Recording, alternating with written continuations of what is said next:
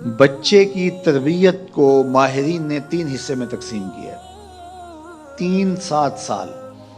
پہلے 7 سال بچے کو گود میں اٹھا کے رکھو، دوسرے 7 سال بچے کو غلام بنا کے رکھو، اور تیسرے 7 سال بچے کو دوست بنا کے رکھو۔ پہلے 7 سال بچے کو گود میں اٹھانے کا مطلب یہ ہے کہ وہ تم سے سیکھے، اور ہم تو 3 سال کے بچے کو بھی، آج 2.5 سال کے بچے کو بھی اسکول بھیج دیتے ہیں، مائیں فارغ البال ہونا چاہتی ہیں، لیکن ایسا نہیں ہے۔ یہ ہماری فکری لغزش ہے کہ بچے کو اتنی جلدی اسکول بھیج دیا، اور جب ماں سے سیکھنا تھا تو وہ وقت ضائع کر دیا۔ آج بھی جاپان میں 7-8 سال کا بچہ اسکول جاتا ہے، اور آج بھی کچھ اور ممالک کے اندر بھی انہوں نے یہ طے کر دیا ہے کہ 7 سال سے پہلے بچہ سکول نہ جائے، تو وہ گھر بیٹھ کے سیکھتا ہے۔ یہ اس کی تربیت کا مرحلہ ہے، اس کا یہ مرحلہ یہاں مکمل ہونا چاہیے۔ اس کے بعد جب وہ جائے گا تو اس کے قواعد مضبوط ہو چکیں گے اور وہاں جا کے سیکھے گا۔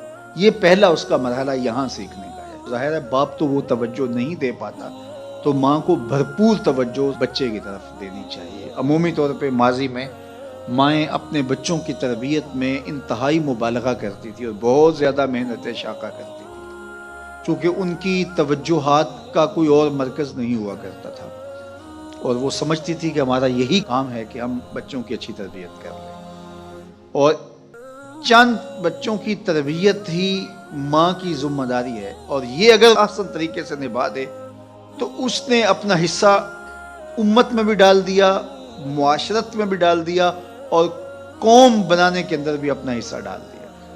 لیکن اگر وہ اپنا یہ فریضہ انجام نہیں دیتی، اس میں کوتاہی کر دیتی ہے، تو اس نے پھر کچھ بھی نہ کیا۔ اچھی نسل اچھی ماؤں کی گود سے پروان چڑھ کے ہی معاشرے کو نصیب ہوتی ہے، اور یہ بنیادی اکائیاں ہیں، بنیادی اینٹیں ہیں جس سے معاشرت ترتیب پاتی ہے۔ اس لیے یہ ماؤں کی ذمہ داری ہے۔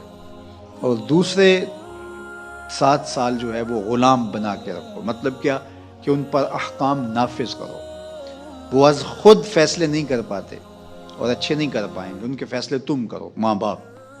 اور پھر اس کے بعد اگلے 7 سال جو ہیں ان کو دوست بنا کے رکھو، چونکہ عموماً جو ہے وہ 14 سے 21 سال تک کی عمر کے بچے جو ہیں وہ دوستیوں سے، اطراف سے سیکھتے ہیں، چونکہ وہ اگرچہ تمیز نہیں رکھتے ہوتے پوری طرح، لیکن پھر بھی ان کی طبع یہ ہوتی ہے کہ وہ سمجھتے ہیں کہ ہم اطراف سے اچھا سیکھ سکتے ہیں، اور وہ بعض کا ماں باپ کو دقیانوس بھی سمجھنے لگ جاتے ہیں۔ تو اس وقت ماں باپ تھوڑی سی حکمت کے ساتھ ان کی دوستیوں پہ غور کریں کہ ان کی دوستیاں غلط لوگوں سے نہ ہوں۔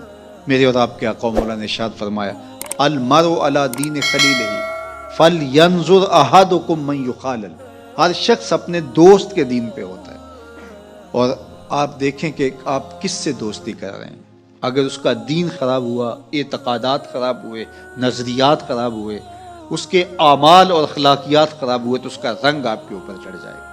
اور رومی نے اس کو اپنے انداز میں کہا، تا توانی دور شو از یار بد، یار بد بدتر بود از مار بد، کہ جہاں تک ممکن ہو برے یار کی صحبت سے بچ کے رہنا۔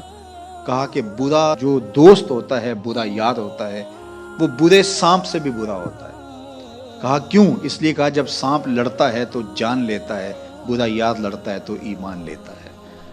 اس لیے صحبت سالے ترا سالے کنن، صحبت تالے ترا تالے کنن۔ اچھے شخص کی صحبت تجھے نیک بنا دے گی، برے شخص کی صحبت تجھے برا بنا دے گی۔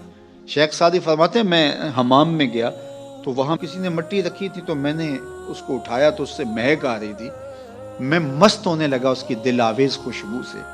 تو میں نے اس کو کہا کہ تو مٹی ہے، عنبر ہے، موتیا ہے، نسرین ہے، نسترن ہے، کیا ہے تو؟ تیری دل آویز مہک سے مشام ہستی مہکے چلے جا رہے ہیں، اور ہے تو مٹی، تو کیا ہے تو؟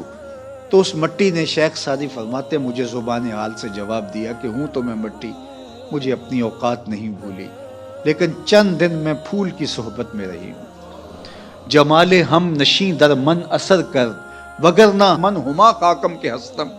اس نے کہا ہوں تو ذات کی مٹی ہی، لیکن میں گلاب کے پھولوں تلے تھوڑی دیر رہی ہوں، تو میرے یار کا جمال میرے اندر سرایت کر گیا ہے۔ تو ذات کی مٹی ہوں لیکن صحبت میری پھول سے رہی۔ یار مٹی پھول سے صحبت پیدا کر لے تو اس سے مہک آنے لگ جاتی ہے، تو یار بندہ صالح صحبتوں کا انتخاب کر لے تو اس کی زندگی کیوں نہیں بدلتی؟ تو اپنی اولاد کو صالح لوگوں کے پاس بٹھانا سکھاؤ۔